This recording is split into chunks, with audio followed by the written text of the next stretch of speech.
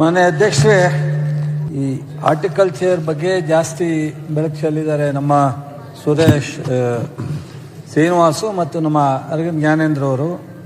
ನಾನು ಅವ್ರ ಇಲಾಖೆ ಮಂತ್ರಿಗಳ ಹತ್ರ ಮತ್ತು ಅಧಿಕಾರಿಗಳಿಗೂ ನಾನು ಮಾತನಾಡ್ತೀನಿ.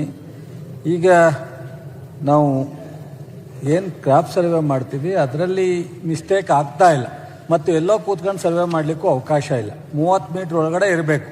ಅದಕ್ಕಿಂತ ದೂರದಲ್ಲಿದ್ದರೆ ಅದು ಸರ್ವೆ ನೆಟ್ವರ್ಕ್ ಸಮಸ್ಯೆ ಅಂತ ಹೆಚ್ಚು ಬಂದಿಲ್ಲ. ನಿಮ್ಮ ಕೆಲವು ಮಲೆನಾಡು ಏರಿಯಾದಲ್ಲಿ ಇರ್ಬೋದು, ಬಟ್ ಆದರೆ ಅವರೇ ಇದನ್ನ ಮ್ಯಾನ್ಯುಯಲ್ ಮಾಡ್ಲಿಕ್ಕೆ ಹೋದ್ರೆ ಸಾಕಷ್ಟು ಈಗಲೇ ಡೂಪ್ಲಿಕೇಟ್ ಆಗ್ತಾ ಇದೆ.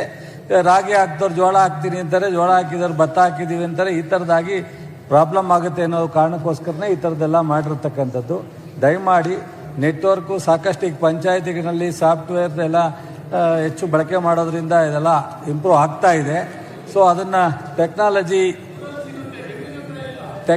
ಎಲ್ಲಿ ಪ್ರಾಬ್ಲಮ್ ಇದೆ ಅಲ್ಲಿ ಸರಿಪಡಿಸುವಂಥ ಪ್ರಯತ್ನ ಮಾಡೋಣ.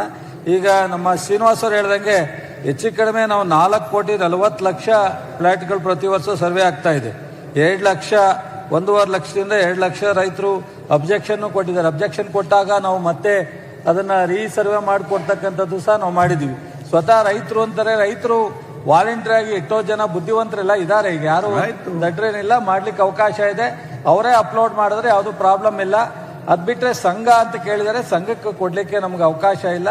ಸೊ ಅಲ್ಲಲ್ಲೇ ಊರಿನಲ್ಲಿ ಇರ್ತಾರೆ, ಆ ಹುಡುಗರಿಗೆ ಅನ್ಎಂಪ್ಲಾಯ್ಮೆಂಟು ಆಗುತ್ತೆ.